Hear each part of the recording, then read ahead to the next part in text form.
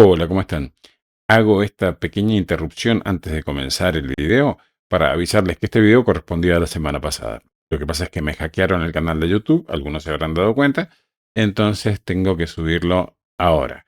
Es decir, que este fin de semana van a subir dos videos, probablemente uno ahora, viernes, y el otro el día lunes, porque tengo que tener tiempo de grabar y editar lunes o martes. Antes del miércoles, seguro. Muchas gracias. Los dejo con el video de la semana pasada.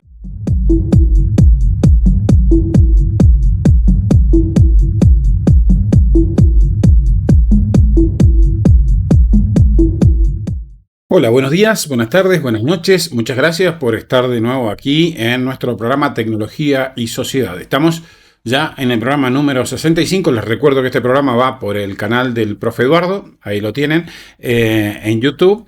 Y dentro del Profe Eduardo buscas la lista que dice Tecnología y Sociedad y ahí vamos por el programa número 65. Además va por Radio Murialdo los días miércoles a las 18. ¿Cómo lo escuchás? Si estás en Mendoza, 90.5 del dial.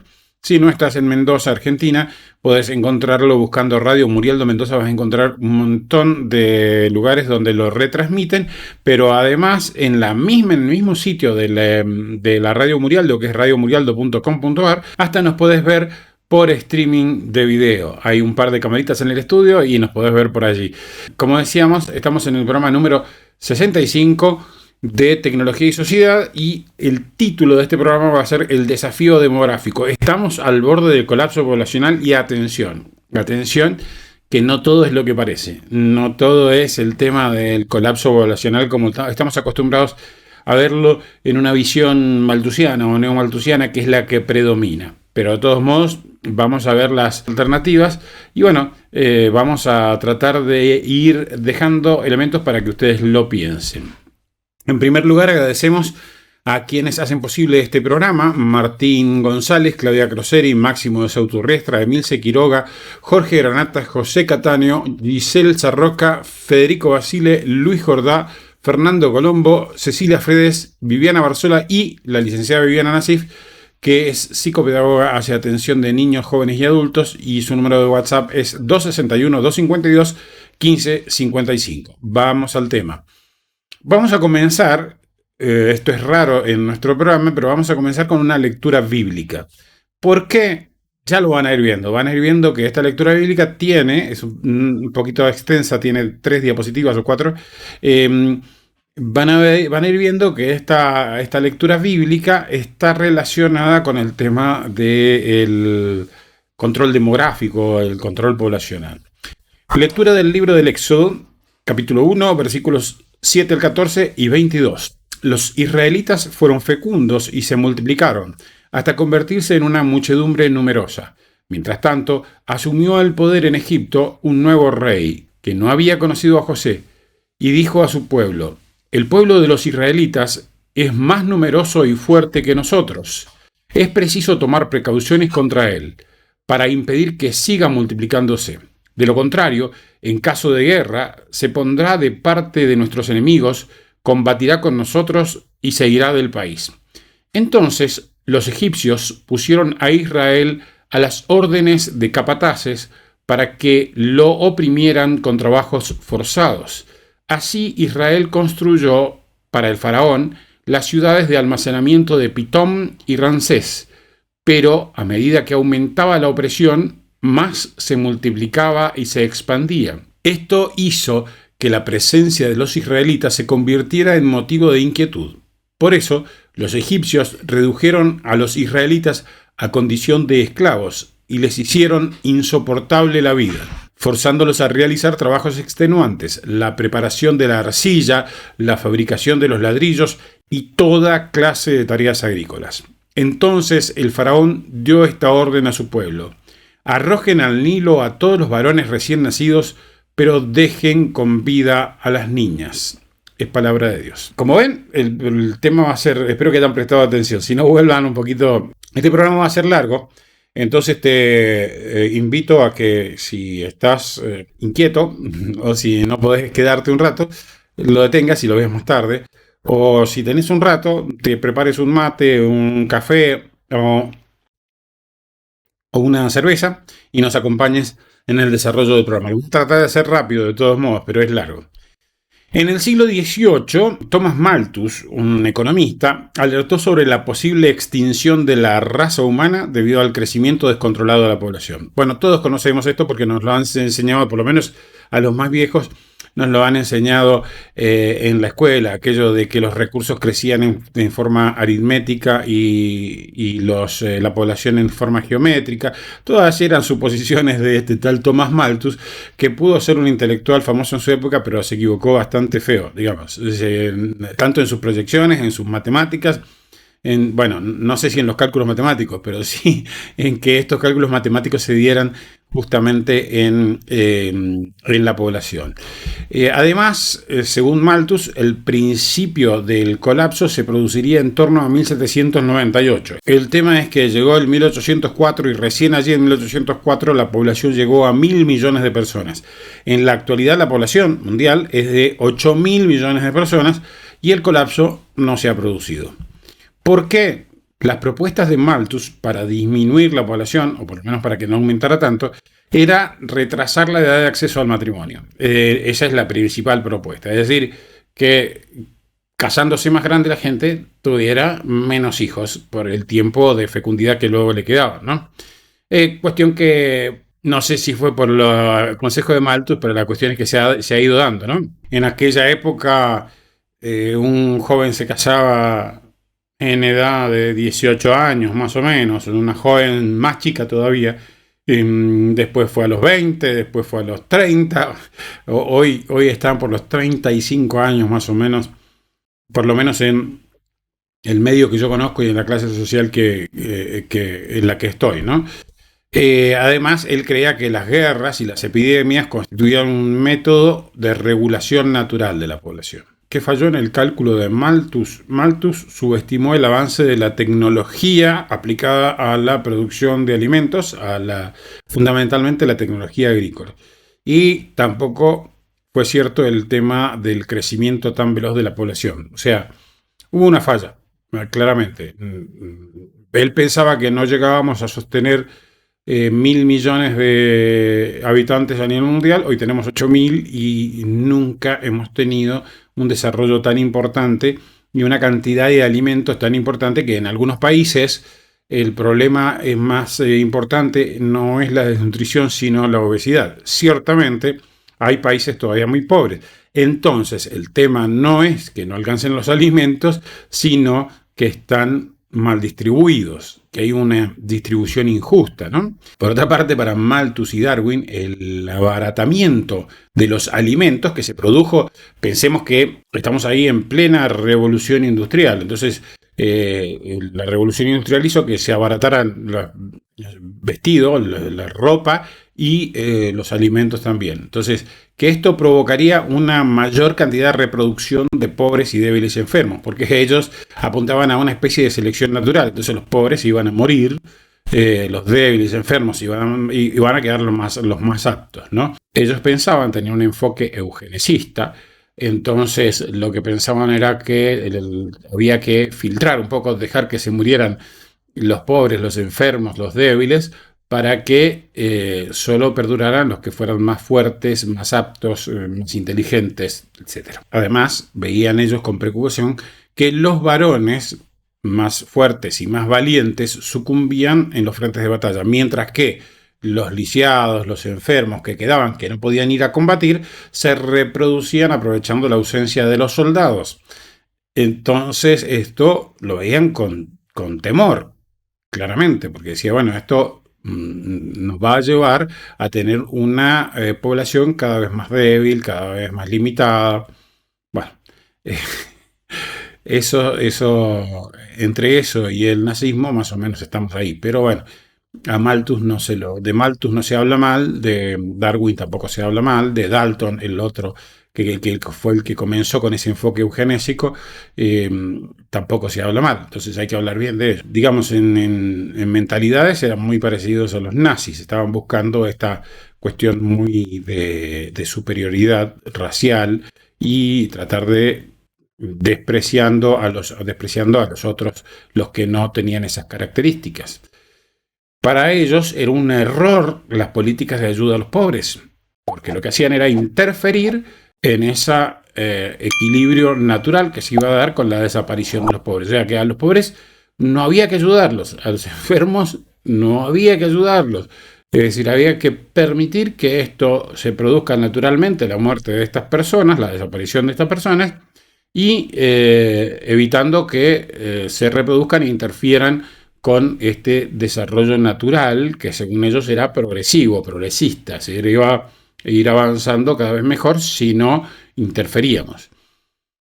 Como les decía, era tan nazi y tan eurocentrista la cosa que decía que pensaban en las poblaciones americanas como salvajes que no deberían reproducirse.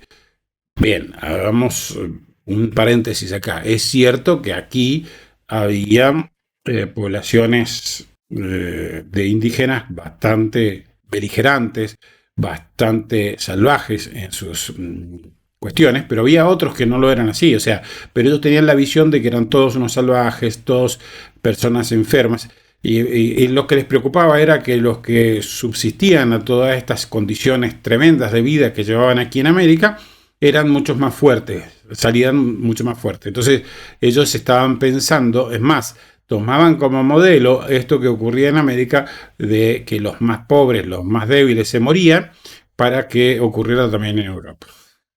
Bueno, en fin, pero de todos modos, ustedes piensan que era una cosa nada más que de aquella época, todavía subsisten esas ideas, todavía existen.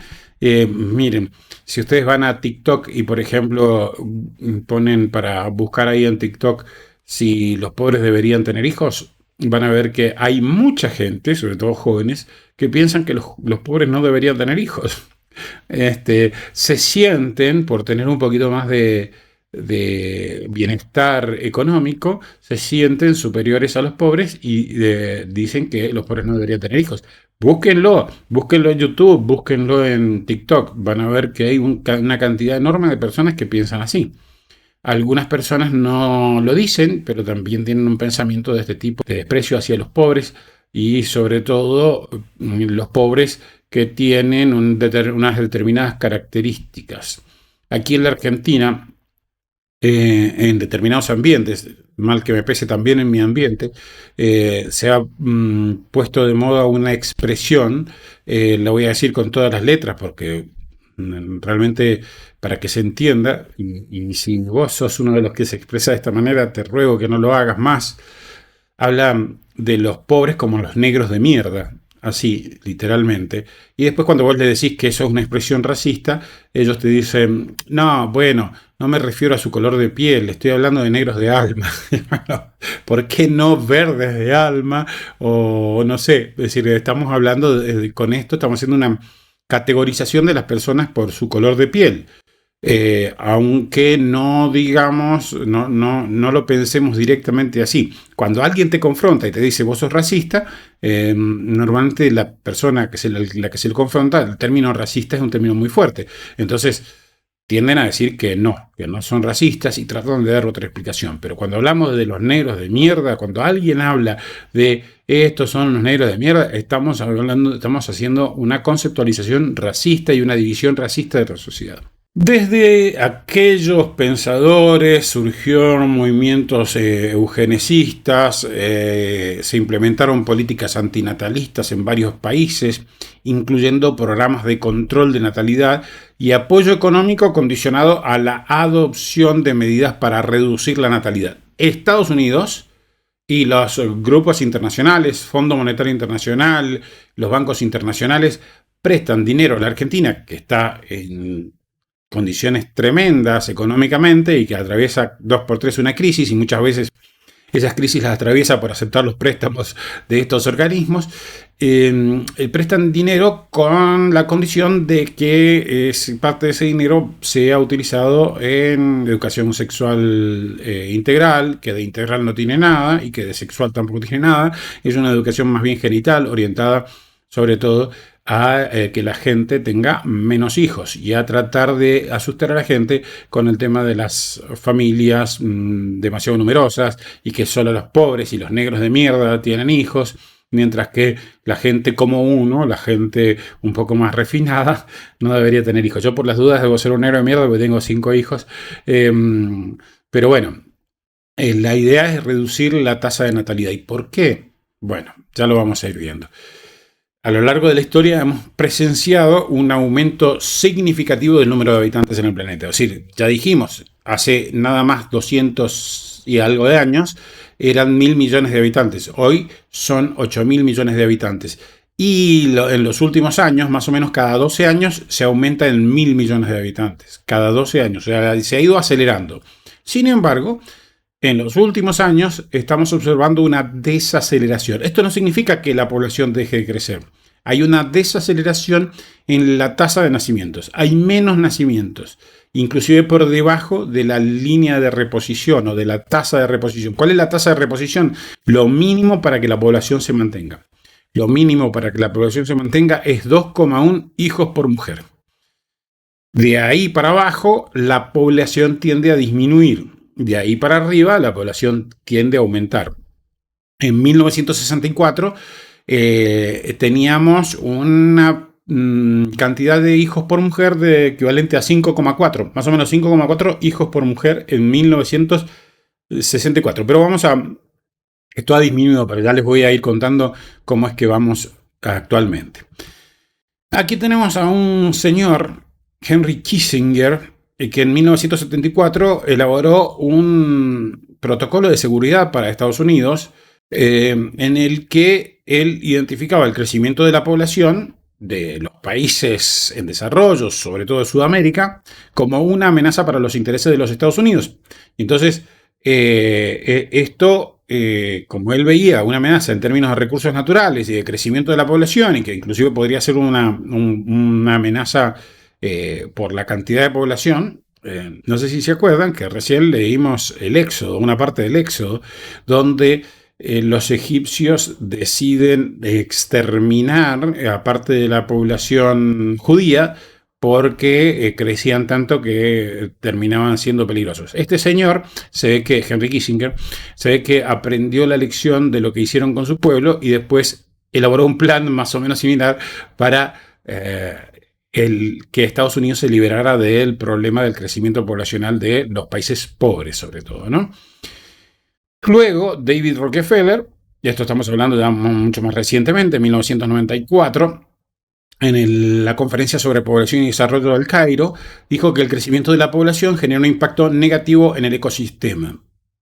Otro señor que se ve que se acordó de lo que habían hecho los egipcios con su pueblo, ¿sí?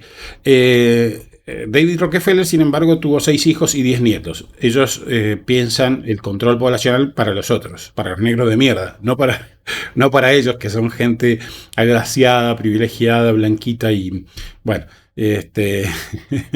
lamentablemente esas divisiones existen. Yo soy de apellido italiano, de todos modos no soy de la gente despreciada por este tipo de personas, pero me da mucha furia el hecho de que estas cosas pasen. Este artículo del diario El País recoge la opinión de David Attenborough, que dice que, ya les voy a decir quién es David Attenborough, todos lo deben haber escuchado por lo menos. Dice que los humanos son una plaga y que hay que controlar el crecimiento de esta plaga. David Attenborough es un viejito, un biólogo, es británico, que se caracteriza por ser la voz de un montón de documentales sobre animales, vida silvestre y ese tipo de cosas. Por las dudas, se los pongo acá diciendo algo que no tiene nada que ver con los animales, pero que le va a hacer recordar esa voz. Ahí va. The living world is a unique and spectacular marvel. Yet the way we humans live on Earth is sending it into a decline. Human beings have overrun the world. Bueno, el índice de fecundidad actual, es decir, la cantidad de hijos por mujer actual en el mundo actual, no, en realidad desde hace 3 años, 2020, es de 2,3 hijos por mujer. Les recordaba, les decía que en 1964 era 5,4 hijos por mujer. Esto tiende a variar no solo por la promoción de métodos anticonceptivos. Estamos hablando de que después de los años 60 vinieron los métodos, la píldora anticonceptiva y distintos métodos anticonceptivos. No solo por eso, sino por el temor de la gente. La gente tiene menos hijos cuando se es inestable. De hecho, acá hemos puesto hasta 2020, pero después de 2020, después de la pandemia, cayó mucho más la natalidad. Entonces, 2,3, estamos al borde de entrar en debajo del 2,1, y debajo del 2,1 estamos en decrecimiento. O sea, ¿por qué no deja de crecer la población, siendo que países como Estados Unidos tienen, por ejemplo, 1,64, la India tiene 2,05, o sea, son dos países muy, muy diferentes? En la India hay mucha población, bueno, en Estados Unidos también hay mucha población. Extrañamente nos dicen que para no ser pobres tenemos que tener poca población, pero los países con más desarrollo, la India ha crecido mucho, es un país pobre, ciertamente, pero la India ha crecido mucho gracias a su enorme cantidad de población y los recursos humanos que tienen. China es una potencia, si no la primera, la segunda potencia mundial, y tiene, ¿cuánto? 1.700 millones de habitantes, no sé exactamente cuántos, pero por ahí andan, ¿no? Estados Unidos también una gran cantidad de habitantes y tiene un gran progreso. Pero bueno, miren en los lugares que están. 1,64. Esto quiere decir que, salvo que haya inmigración, que es otra de las cosas que suele suceder, que los países esos tienen inmigración porque son normalmente muy poderosos económicamente, tienen mejor estándar de vida, tienen más oportunidades laborales y entonces atraen corrientes inmigratorias.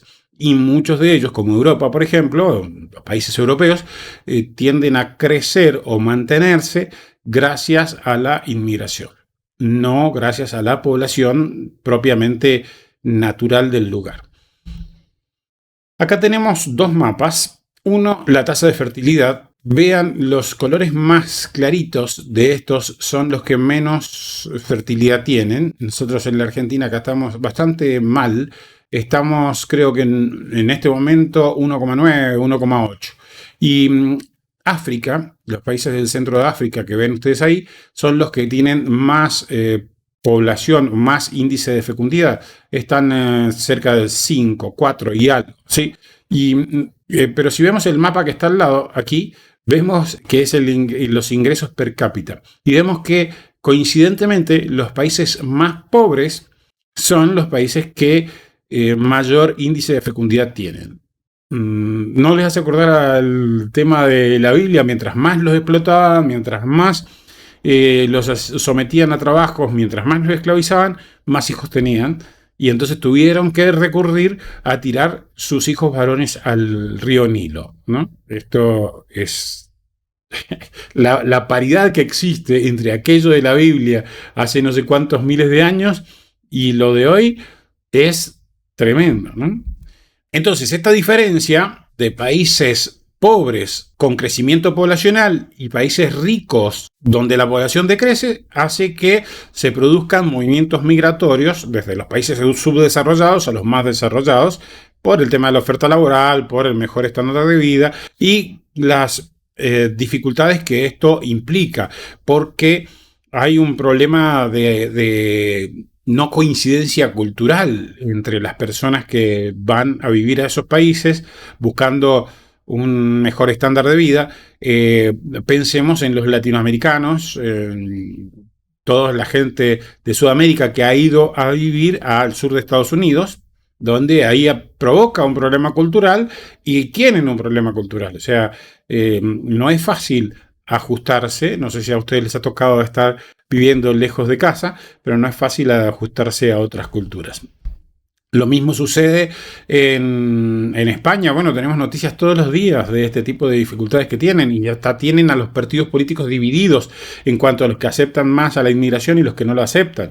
Yo debo decir que tengo una posición moderada, podríamos decir, al respecto, porque entiendo las dos partes. Es decir, hay un tema humanitario de gente que está muriendo de hambre y que necesita recurrir a lugares donde pueda solucionar ese problema, y entonces las puertas tienen que estar abiertas a esta inmigración. Pero también hay un problema de los pueblos que están viviendo en condiciones un poco mejores y de golpe empieza a chocarse con las corrientes inmigratorias y empiezan a tener problemas culturales, económicos.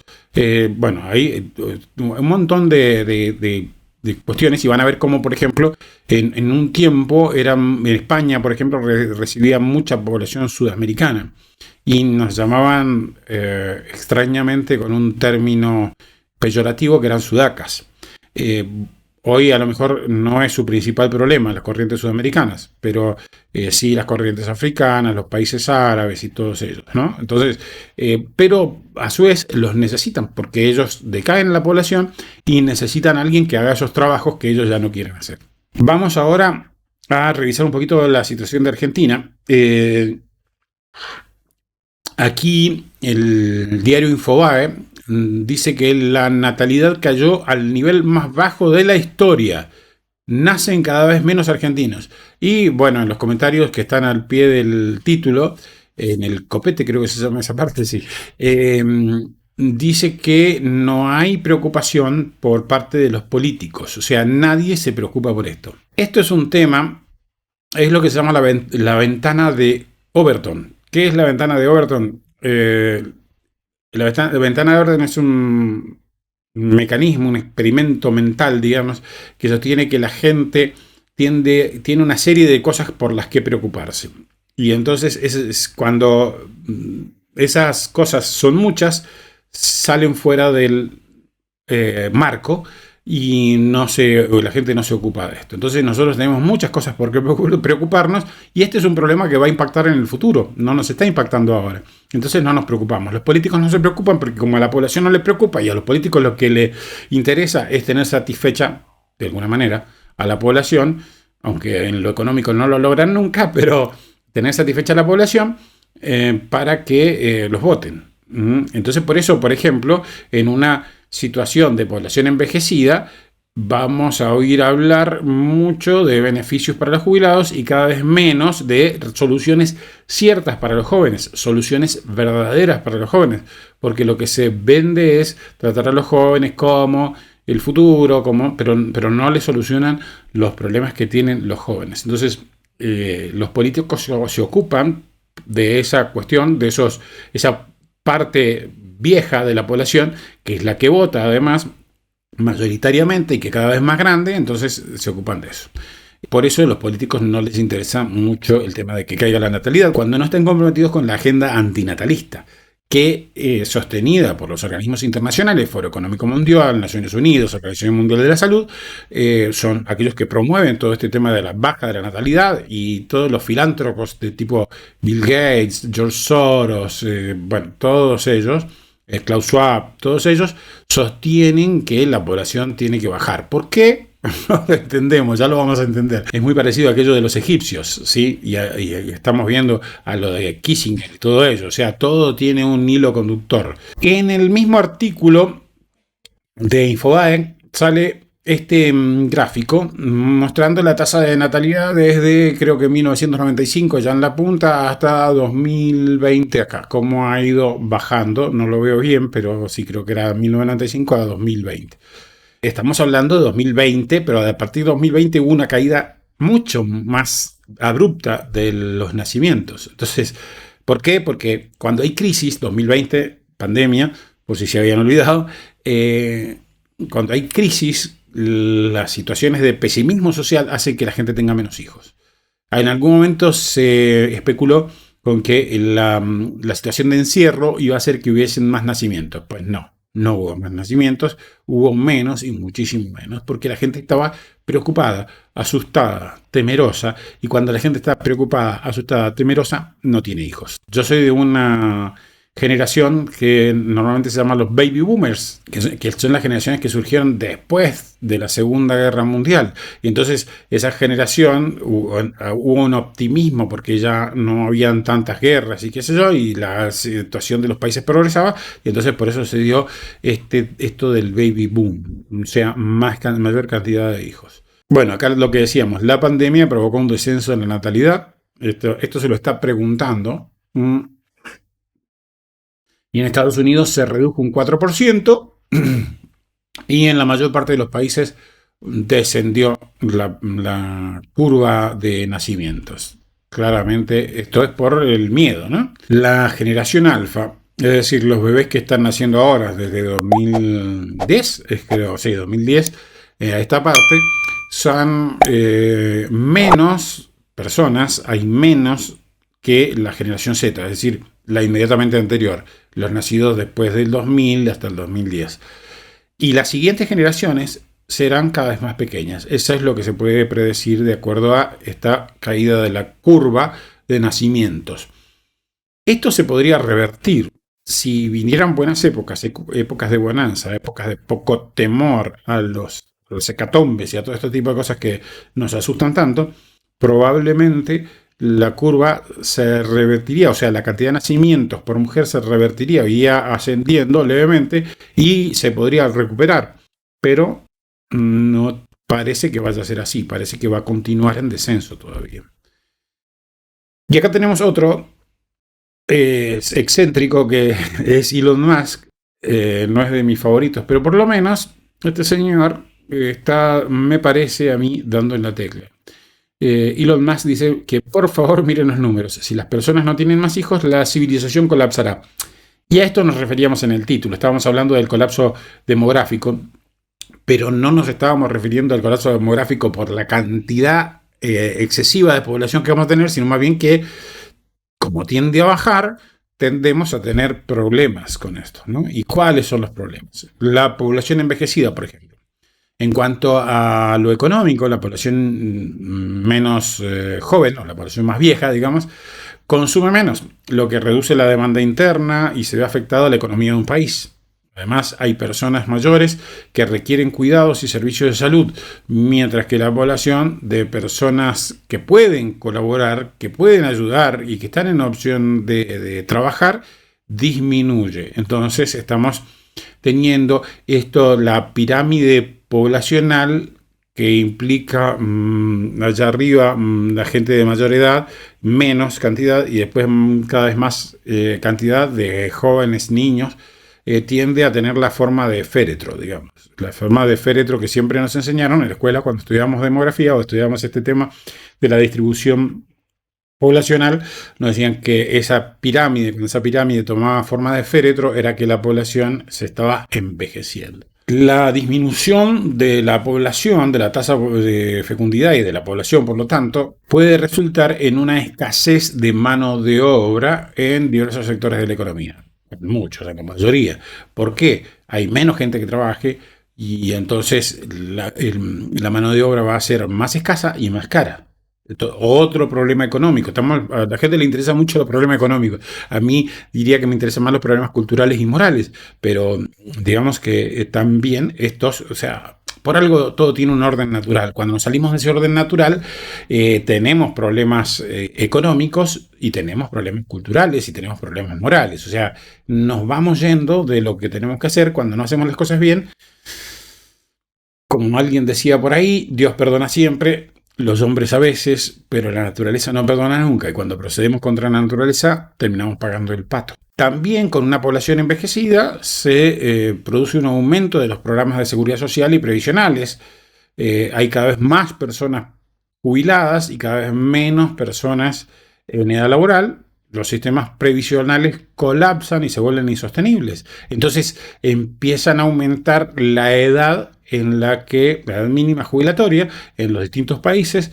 Gracias a Dios yo ya estoy jubilado, pero las personas que van siendo jóvenes cada vez ven más lejos la posibilidad de jubilarse. ¿Por qué?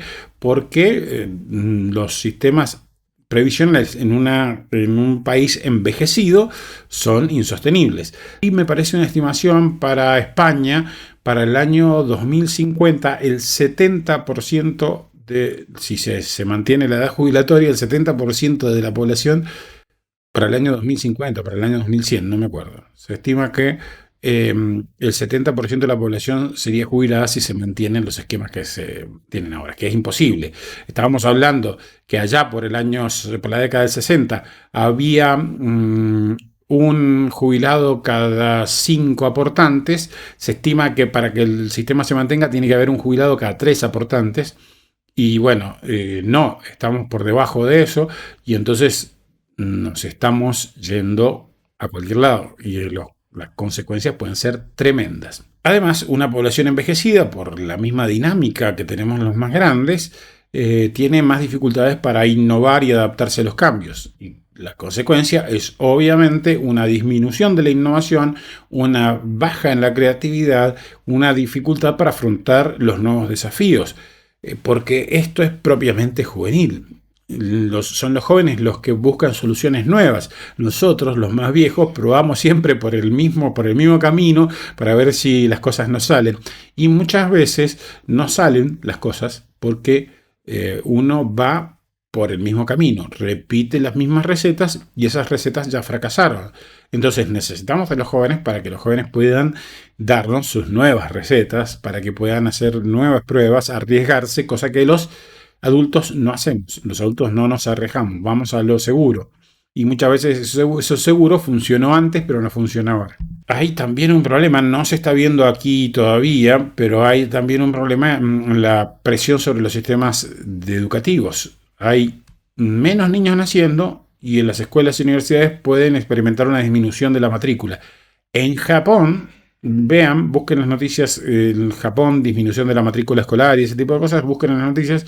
En Japón se están cerrando escuelas por falta de alumnos que se matriculen. Las escuelas en Japón están quedando vacías. Es tremendo. Tal vez Japón sea uno de los países más extremos en cuanto a la baja de la población, en cuanto a la disminución de la población.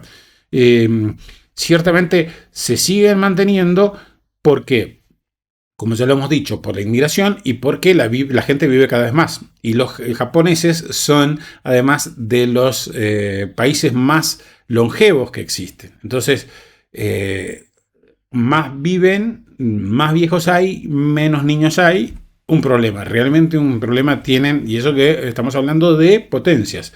Y las grandes potencias tienden a caer, y no lo está viendo esto la élite o los grandes intelectuales de nuestro tiempo, y los que aconsejan a los intelectuales de nuestro tiempo y los que toman las decisiones en nuestro tiempo no lo están viendo. Están pensando en un mundo para ellos y no se dan cuenta que tampoco ellos van a poder subsistir porque se les cae todo con esto.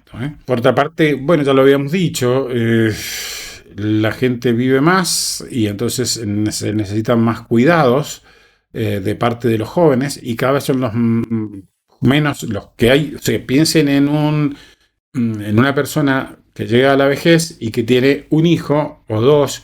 Estos se tienen que sobrecargar para darles cuidado y esto provoca problemas familiares, problemas de bienestar, o sea, se disminuye el bienestar emocional, el bienestar de las personas mayores y de las personas que lo tienen que atender. Porque está bien que es una fuente, en los cuidados de la gente mayor, es una fuente de trabajo para algunos, pero no todos pueden pagar a alguien que se los cuide a sus mayores. Muchos tenemos que asumir esa obligación nosotros.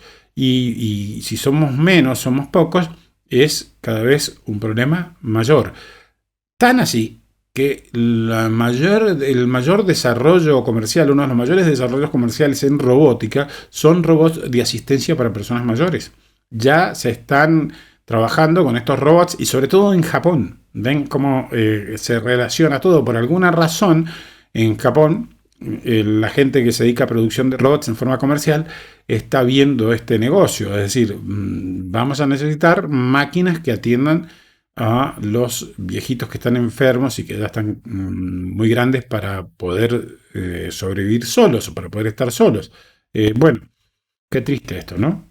Qué triste. Porque lo más natural sería que los hijos atiendan, así como los viejitos cuando eran jóvenes padres atendieron a estos hijos cuando eran bebés, que los hijos cuando son grandes atiendan a sus papás viejitos. Pero bueno, no, ahora los vamos a poner robots. O nos van a poner robots. Quizá a mí, cuando ya no pueda moverme por mí mismo, me atienda un robot. Dios me libre. Ahora bien, si las épocas de bonanza económica, de mayor optimismo, producen este baby boom y este mundo actual nuestro sigue progresando, ¿por qué no está sucediendo esto? No se está produciendo un baby boom, sino todo lo contrario. ¿Por qué? Vamos a ver. Las élites digamos, los egipcios, los cuales temen que los comunes mortales como nosotros les consuman sus recursos, nos han llenado de temor. ¿Cuáles son esos temores? Cambio climático, calentamiento global, escasez de agua, contaminación, pandemias, etc. Esto no significa que esto no exista. Estas cosas existen, obviamente, pero hay una sobredimensión de estos temas. Está tan sobredimensionado que nos viven asustando, y hay gente que no quiere tener hijos porque tienen temor de traer hijos a un mundo tan complicado, y resulta que el mundo está mejor que nunca para la mayoría de nosotros, en cuanto por lo menos a la cantidad de recursos y ese tipo de cosas. Sin embargo, la gente tiene temor y no quiere traer un hijo al mundo, y lo peor, como una especie de acción solidaria, no traigo hijos al mundo para que no contaminen más, porque otra cosa que nos han metido en la cabeza es que la culpa de todas estas cosas, cambio climático, calentamiento global, escasez de agua, contaminación, pandemias y todo eso, la culpa lo tenemos nosotros, los comunes mortales. Y no, resulta que no, porque no es así. Nos lo dicen ellos, las élites, desde sus aviones privados que surcan nuestros cielos, contaminando a más no poder, donde viajan ellos solos o con 2 o 3 personas. Entonces, extrañamente, viajan a las reuniones que se hacen en enero en Davos, con el Foro Económico Mundial y todo eso, viajan para coordinar acciones de salvar el mundo de todos estos desastres, y viajan ellos en sus jets privados y contaminan más que nunca. Raro, ¿no?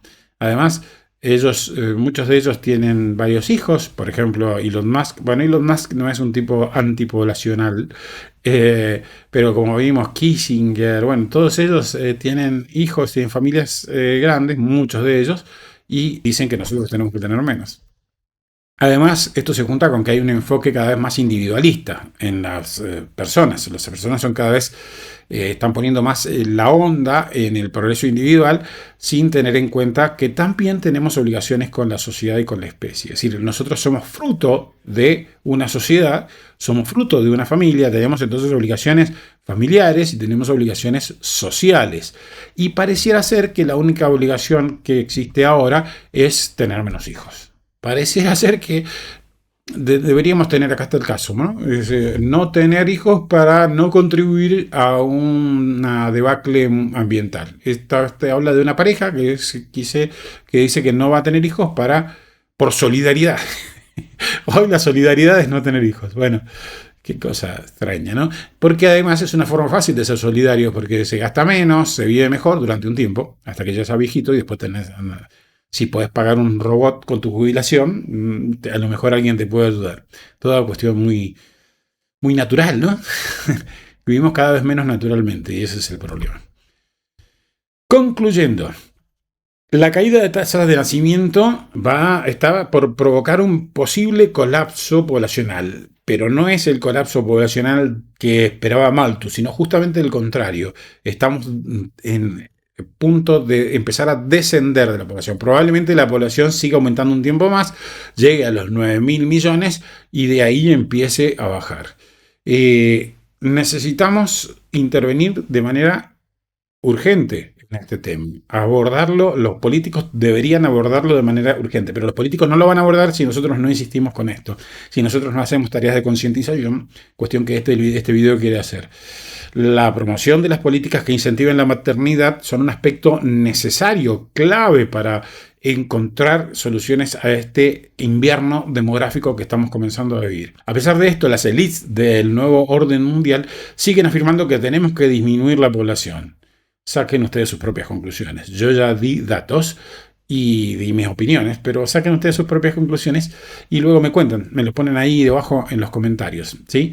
Espero que nos dejen comentarios. Además, espero que se suscriban, que dejen su like en el video, que activen la campanita para que el sistema los notifique cada vez que subimos un video nuevo. No subimos mucho, más o menos uno por semana. Tengo el proyecto porque me jubilé de subir un poquito más, pero no sé, 1 o 2, porque lleva mucho trabajo todos estos videos. Dejen sus comentarios, compartan el material con sus amigos y contactos. Nuevamente agradecemos entonces a Martín González, Claudia Croseri, Máximo Sauturriestra, Emilce Quiroga, Jorge Granata, José Cataño, Giselle Sarroca, Federico Basile, Luis Jordá, Fernando Colombo, Cecilia Fredes, Viviana Barzola y la licenciada Viviana Nasif, que es psicopedagoga, atiende a niños, jóvenes y adultos, y su número de WhatsApp es 261-252-1555.